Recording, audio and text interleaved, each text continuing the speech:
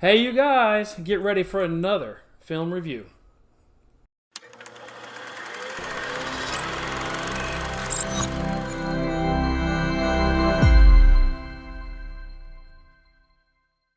Welcome to Retro Film Review. I'm Ed. I'm Thor. And we're here to kind of give a glimpse of movies that affected us when we were young and stuff that set with us and has lasted for a lifetime. Today we're going to be looking at one of our favorites, The Goonies. This is about a group of kids whose houses are about to be foreclosed, who happen upon a pirate treasure map. Ooh. And they hope that with this map, they can find the buried treasure that's been lost for centuries and possibly skip money and save their families and their homes. But before we get into it, what you need to do is you need to subscribe. A little subliminal here.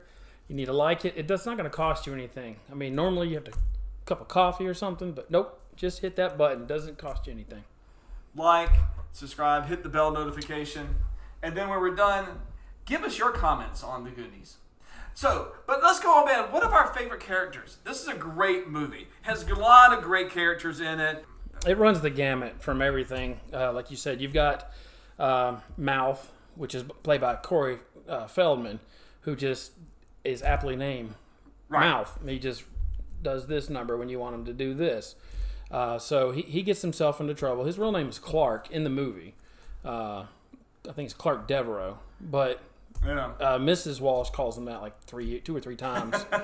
But yeah, so you've got Mouth. You've got a few of them. Chunk is the clumsy one who kind of gets into trouble. I wouldn't trust him holding a vase, you know. Right. And then our main character is Mikey. Mikey is probably a 15-year-old kid. His older brother, Bran, is played by Josh Brolin. Yep. Mikey is played by Sean Astin, who happens to be the son of John Astin, who was Mr. Addams on the Addams Family. And his mother was Patty Duke. Exactly. So we got a little bit of actor legacy going on there. But these two create the major family unit that has to deal with the problems. Mikey's dad is the museum curator in town. Yep. I think the mom is a real estate agent or something like that. So, and they are about to lose their home on what they call the Goondocks. Yes. Now, Mikey is going to be the one that he is the doughy-eyed, has the weight of the world on his shoulders. I mean, it feels like it is his responsibility to save his family. He's 14 or 15. He's the ringleader for the whole group. He's the glue that sticks them all together. And being able to tell his brothers and convince them and encourage them to do various things, that's what makes him the leader of the group. So I wonder if some of the others would actually be friends if it wasn't for Mikey in there. I know, yeah, because a lot of them, they just kind of have honestly very different personalities. Let's talk about some of the girls that kind of get brought into it but are not necessarily part of it, but they don't have personalities that match, especially Andy's friend. I forgot what her name is. Steph. She's played by Martha Plimpton. Yes. Okay. She does not like Mouth. and not at first. I heard that in real life the two actors didn't get along. Really? Yeah. Because in the movie, towards the end of it, we always want to talk about story arcs and character development. They don't like each other at the beginning, but they start warming up to each other at the very end. They do. Of the movie. So. Yeah. And that's one thing you talk about story arcs. There are a lot of story arcs in this for a family adventure. Mikey has his arc. Chunk obviously has his arc. Mouth does. And so, that's what kind of, to me, makes it more than just a cute family film. But get above that. This is more than just, this is an adventure. This is just high seas adventure type. High seas. Well, yes. And, as a kid, I always wanted to go on an adventure like that, especially after seeing the movie. Right. And of course, where I live, there's nowhere to go except for dirt roads and whatever, country roads. So. But let's go into, so what were some of your favorite So you said Mouth was one of your favorite characters. Yeah, I like the Fratelli brothers as well. The dynamic they have, which they battle each other obviously while they're on screen, but then when somebody interferes with that, then they band together. Right. Like one of them will hit the other one, or he'll fall and be like, "Are you all right?" And he's like, "Yeah," and then they start fighting each other again. It's so I like them, and of course I like Chunk, just because of what he brings to it. He's always over the top. Right. You know, with the way he describes stories that didn't happen, with things that he's trying to get them not to go on this adventure. Yeah. You know, when they're going to where they're going, he's like, you know, it's late. You know, our families are probably missing us. I'm hungry. You know, this is a bad idea. You know, he's kind of the unsung voice of reason for some of this. Yes. And you wouldn't think he was. Right. Yeah. You would think he'd be, you know, Brand. That would be the one talking reason to the younger ones, or even the girls. Yeah. But the Brand's just trying to impress Andy. the girls. Yeah. No, Yeah. Andy, really, not just the girls. Just her. Just her. Just Andy. Yeah. But yeah. And so was Troy. Troy just wanted to impress Andy too. So. But with going back to Fratelli brothers, who were played by Robert Davi. Fratelli. Were played by Robert Davi. Accent to it. And Joe Pantaleone. There's stories about them in their auditions just had that tete-to-tete conversation to begin with. I mean, it was just apparent in real life that they just was able to put onto screen. Yeah. Whenever they saw him in the audition, they, like you said, they were battling back and forth, and they said that's great. That's going to work perfect. Right. So that's... And then Robert Davi, who sings in the movie, actually is a trained opera singer. And so he's one that, basically got the director, Richard Donner, to add in Puccini's Madame Butterfly that he sings to Sloth. You never let me finish. Exactly. He's trying to bring the food to Sloth there down in his cell. Yeah. And, he just throws the food on the floor and he's like, "You never let me finish." It's like, just stand outside the door and finish singing, which he does actually. Yeah. So obviously this movie is about basically a quest to try to find the treasure. And so we find a treasure map up into the attic that leads us onto this journey. Yeah, with their house was going to be foreclosed in like a week. And they hadn't done any packing. So that's when the kids are like, hey, there's some stuff in the attic, but we're not supposed to go up there. But let's go up there anyway. We're kids. Who cares? Right. So that they go up there and they find everything. But, I kind of want to know why the museum items were actually in their attic. I mean, the dad's the curator. Is he a little klepto, kind of taking some stuff? Or, we do see at a later scene when they're going by the dad's work there at the museum. At the beginning of their adventure, there is actually construction going on. So it could be that he moved some of the stuff there. Well, I wonder if it might have been just even the dad's business. Like it wasn't really the town's. Maybe he owned all that stuff. I have no idea. But that's a good point. I don't know. But interesting things to point out. That's right. So the map leads us to this house on the cliffs, which is where the Fratellis are staying.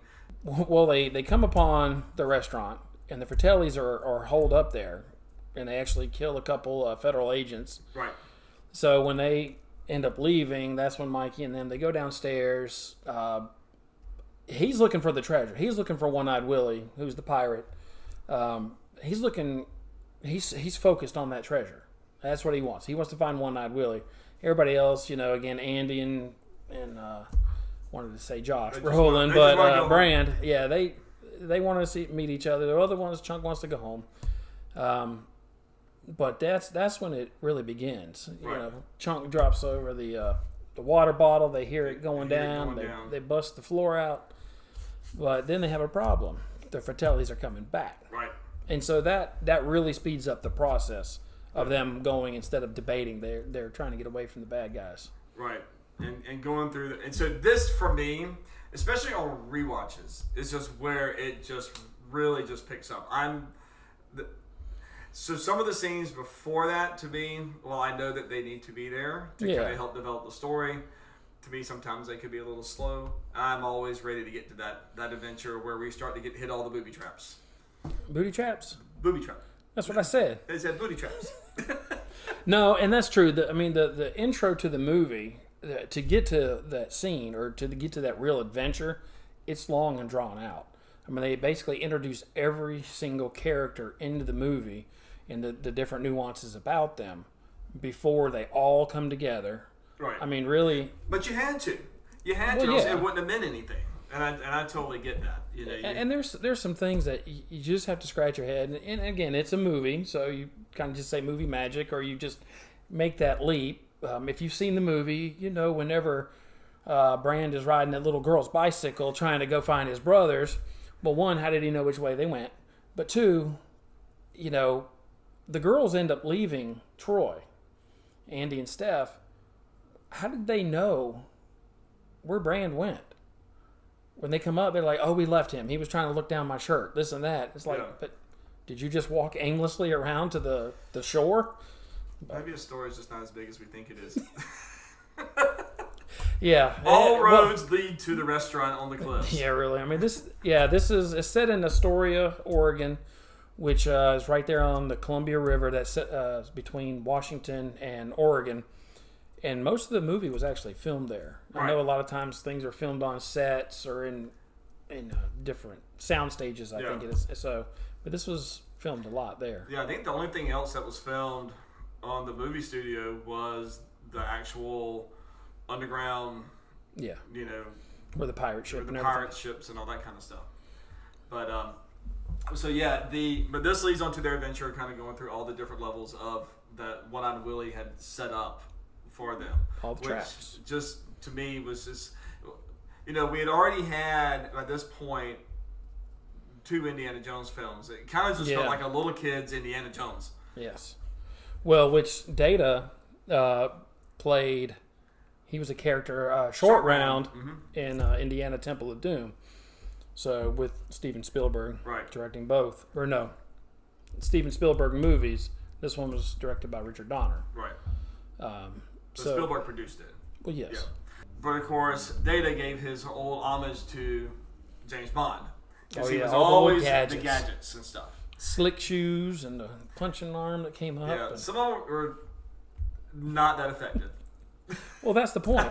The one I thought was most unbelievable. Pinchers of Power. The pinchers. When he falls down in that hole. Yeah, it's what, 100-foot drop? No, it's not. Because when he's down there, he's looking right up at him, and it really is like a 20-foot drop. But the scene that they draw out, it makes it look as like it's 100-foot. But he's falling, then he shoots the Pinchers of Power up, which is basically some jittering teeth kind of thing. Yeah, jittering teeth mount. Little plastic teeth with the coil spring. Coil spring, yeah. And it's supposed to hold. I'm sure he was probably 100 pounds. Yeah. So I mean, it's like. I know it's a movie, and you got to submerge yourself into the movie world, and you can't pick stuff apart because what fun is that? But it's just like, to me, I hate to say, out of everything, it's like, no. Well, that and I will say it was pretty impressive how they had it set up, but the mechanisms that they had to open up the gate back at the house. That relied on a chicken laying an egg. Yeah. And what? Chickens lay basically 1 egg a day, and so that means I'm not a farmer. I don't know. That's what I heard somewhere. If it's wrong, put it in the comments. We'll figure it out later. But you can only let in 1 or 2 people a day. If that's how you're going to do it. Yeah, you're right. Well, before we're going back towards the beginning there, when Chunk is trying to. Did I say Chunk? Anyway, when Chunk is trying to come in the gate, well, Mouth, and there's a famous scene that's called the Truffle Shuffle, which is basically, I hate to say, just a glorified fat joke. I mean, you're sitting there because Mouth, Corey Feldman, he walked in the house a few minutes before that. He didn't have to do anything. Yeah. And after Chunk went in, the mother and Rosalita, they walked straight in. I mean, he really could have just literally put his arm over there. Yes, he could have. And flipped the latch. But then we wouldn't have the truffle We shuffle. would not have that. And I'm not going to imitate that. Thank you. We have a little figurine here that has it right there. That's right. That's good enough. Funny thing about that scene, Jeff Cohen, who plays Chung, Yep. when he got offered the role, he got chickenpox Yep. right after that, and was afraid that he would lose the role, so he didn't tell anybody. He showed up on set, I guess, finishing up his chickenpox, but then he was so self-conscious about trying to do this truffle shuffle that basically he was, I think, he was on the download, so it was all healing up, but he was worried that when he lifted his shirt up that you would see the scars from the chickenpox. Well, you do. When it's going real fast, you don't really do it. But if you slow it down or whatever, there are some spots. Yeah. When he lifts it up, and maybe that's why he's doing it so fast, so you don't see it. So I don't know what it maybe should have been originally. Well, it may be one of those things that now that I know about that, yeah, I will pick it out. But before, who knows? Could have been dirt. He's a 15-year-old kid. Well, yeah. He just had spilled some soda or what was it? A milkshake? That was a little bit of everything. I think it was a milkshake and a Pepsi, very delicately placed Pepsi cup. That's right. A lot of product placement in this one. Yes. Getting back to where they're going through the caverns and such. My favorite part of that whole thing was the slide. Okay. I would love to go do that water slide because it just seemed like it went on and on and on forever. It was probably a very short amount that they just filmed it. Yeah. All times. One thing I didn't get, it sounds like I'm pointing out all these problems, and I'm not. But, even as a kid, you see them all going down the same, they all enter the slide at the same. They come out in different They come out at different places. And I can see if this was Scooby-Doo or some cartoon where all of a sudden they're taking a little detour or something. And obviously that happened, but you don't see that. And it's like, how are they all coming out in different spots? But yeah, that was a nice ride. I would like to take that. Yeah. And they built that specifically for the movie. Right. So and then that gets them to the pirate ship. And you know what was very special about the pirate ship with them? Of course I do. But go ahead and tell me. Well, the fact that they had never seen it. They never saw it, and so until the director kept them away from that whole set construction, and so whenever they showed them dropping down, and then they had them looking the other way, and then they told them they could turn around and look, and so they can get their real-time reactions. Yes. The funny thing about that is that Josh Brolin lets out shit. Uh-huh. Right? And they had pretty loud. And then they had to retake it. Yeah. Definitely. Yeah, so what you actually see is actually the second shot. Right. But they're still enamored, they're still in awe of this massive pirate ship. But it was a full-fledged pirate ship that they built. It was 105 foot, I think is what It's very large. They built it specifically for this movie. And one thing that I found odd after the movie was done is they said whoever wants the ship can have it. Well, I think they tried to sell it first, and nobody wanted it. Nobody would buy it. So then they said, okay, whoever wants it, just come get it. It's yours. Yeah. And nobody took it. And so they just destroyed it. I'm thinking... You didn't know what you had. Are you kidding me? Yeah. You know how much movie memorabilia goes for now? Well, it's amazing. Well, they just even think of... an entire ship? Of any of these films, you never know what's going to happen to it. People thought Star Wars was going to be a bomb whenever it came out. It was. I'm kidding. I'm kidding. No, you hurt my heart. I will tell you, though, that the house that they filmed, the Walsh's house, that went up for sale, I'm going to get it wrong, like 89 or something like that. And it was bought by a super fan, and they still own it this day. Oh, wow. And so, people come by and take pictures of it all the time, want to stand there because of the gate scene and stuff like that. But yeah, they still do it. And of course, in Astoria, again, it's in Oregon, June 7th is actually when this movie came out in 1995. And they declared June 7th as Goonies Day. So they have a celebration in the town every June 7th. Kind of like a Groundhog's Day. Yeah, that's awesome. February 2nd. That's awesome. What I thought was funny, though, talking about June 7th, and this was 85, the screenplay was written by Chris Columbus. Correct. He also wrote Gremlins, and that came out on June 7th, 84. Oh, okay. So I kind of thought it was funny that two movies that he wrote the screenplay for came out the same day. 365 days apart from each other. And also with Gremlins, it is very well referenced in this movie. Oh, yes. Chunk calls the police to try to tell them about the Fratellis. And the cop goes. He goes, it was like this time, like, yeah, sure, this is going on. Like the time you saw like all the spaceships, and then like the time that the little creatures turned into multiplied when you poured water when you poured water on them, and of course then the phone disconnects, and the sheriff's just used to talking to Chunk like that. So then he actually gets concerned, like, Lawrence. What happened? So let's talk a little bit about Chunk's arc with this, because that brings in a very important character, yes. which we talked about briefly, but not really kind of got into. Yeah. So Chunk, obviously, probably more selfish than a lot of the others. Yes. He's kind of looking out for his well-being, which is, he relates it to everybody else. We all need to get out of here, but really he wants to get out and take care of himself. Worried about his food. But then he meets in the basement of the restaurant Sloth, which is the brother of the Fratellis. Brothers. There's an R in there. Fratellis. Not Fratellis. I'm not saying Fratelli. What are you saying? I'm saying Fratelli. But I'm trying to say it as it rolls off the tongue. How about don't? How about say it the right way? But that's not fun. Yeah, no, so Sloth, he's down there. If you've seen the movie, then you know who he is and what's going on. He was, as a baby, he was dropped a few times by his mother. I did a few. Yeah, maybe I dropped you once.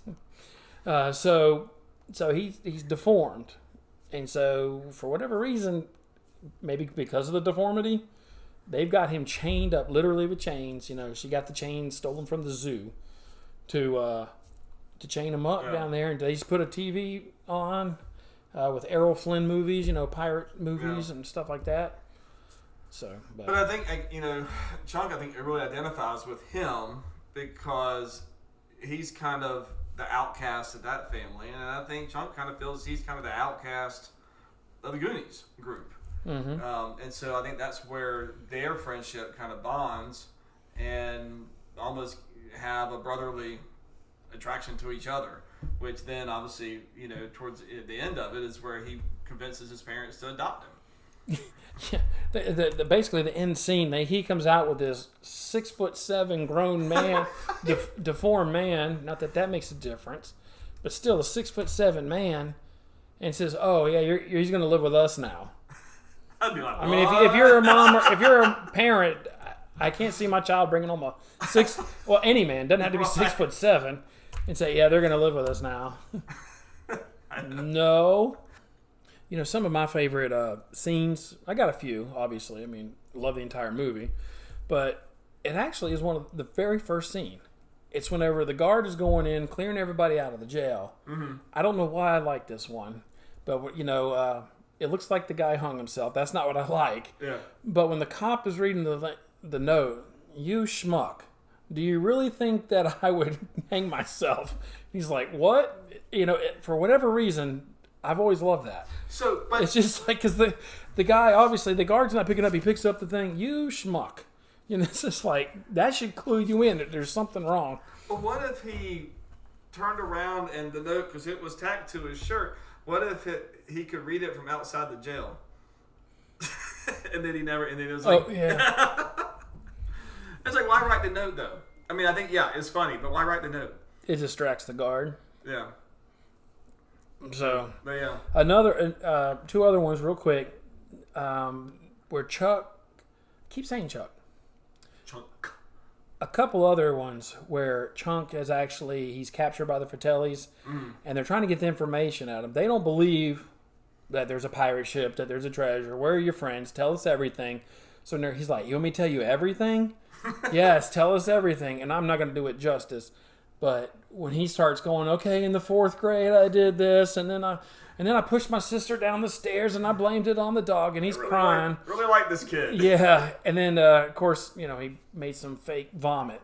Yeah. Went to the balcony in the movie theater while the movie was playing. He started making and then I jumped it over, and this is the bad part. Everybody started getting sick and throwing up over each other, and Francis and Mama Fratelli are like, what in the world?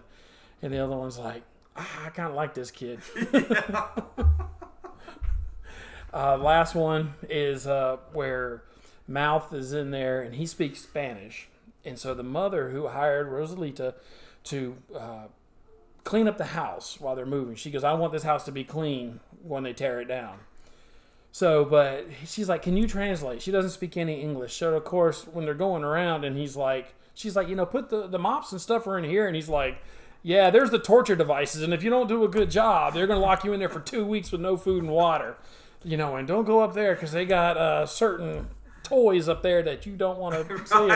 And put the cocaine in the bottom shelf. And the woman's like, what in the world? And the funny part about that is she doesn't run. She just keeps the job. Right. So, she's like, Winston Zeddemore. She just wanted a job. Just wanted a job. So do you have anything that stands out? I mean, honestly, my still favorites are, I like the first trap that they go through with everything kind of hanging from the ceiling that they have to kind of rush through.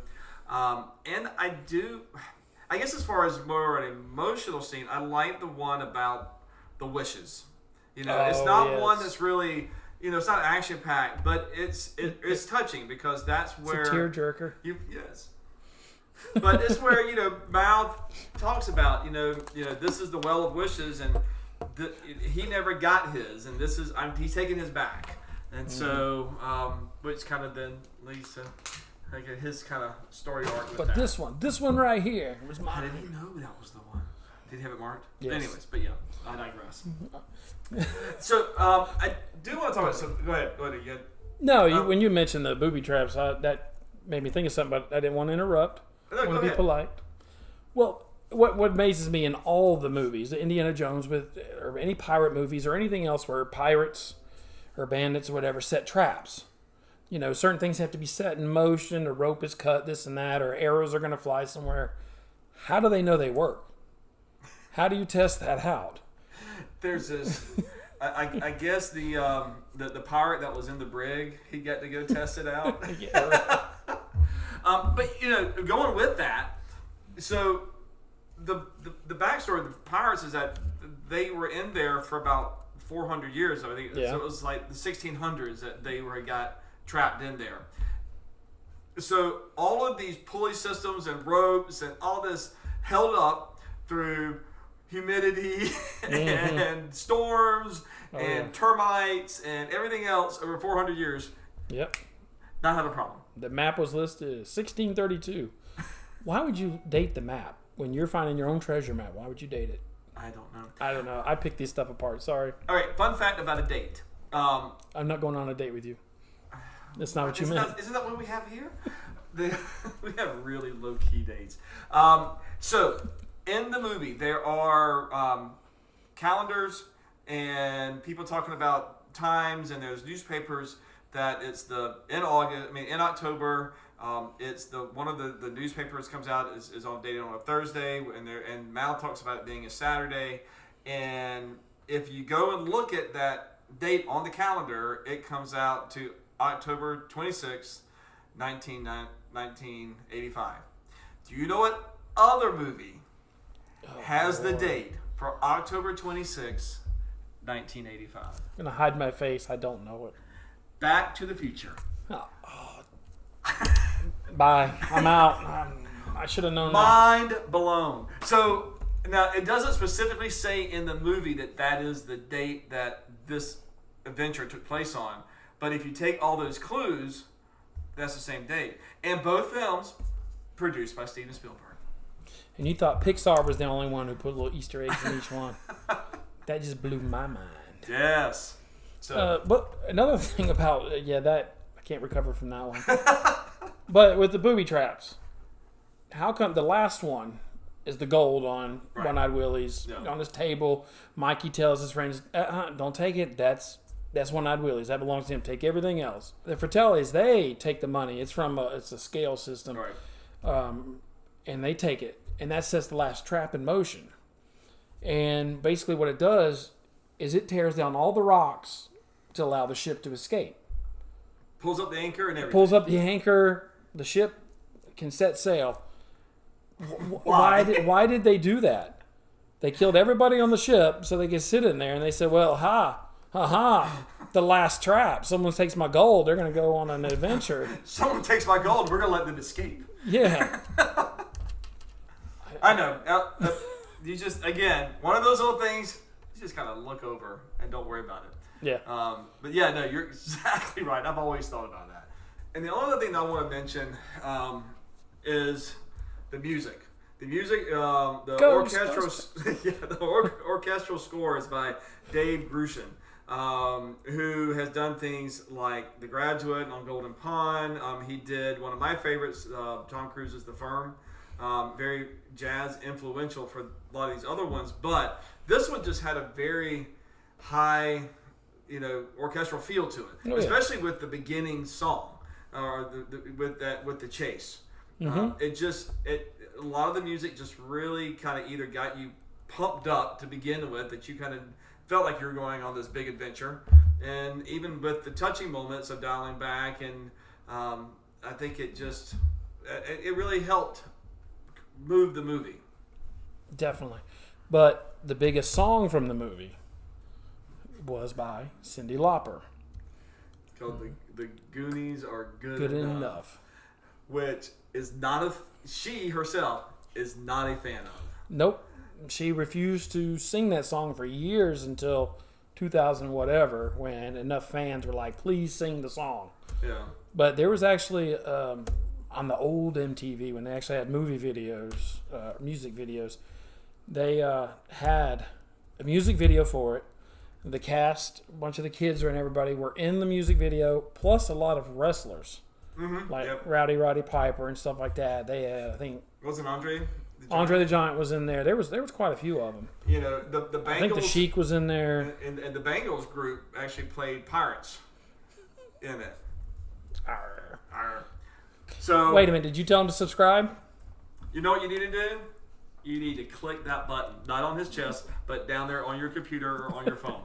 Subscribe to us, hit the like button, tell us your comments, tell us what you liked, what you didn't like. Do you watch the movie every year? Have you shown it to your kids? Your kids love it. We want to know. But we also have found that there is a Goonies oath. And so if you haven't heard it, we're going to tell you about it and read it to you. And we haven't practiced this. We haven't. It'll be fun. We're just going to sound like we're at church. But here we go. I will never betray my Goondock friends. We will stick together until the whole world ends. Through heaven and hell and nuclear war, good pals like us will stick like tar. In the city or country or in forests or the boonies, I am proudly declared one of the Goonies. And now you are too. There you are. All right, guys. Y'all have a great day. Thanks for watching us. Like, subscribe, hit that bell notification. Let us know what you thought. Have a good evening. Bye.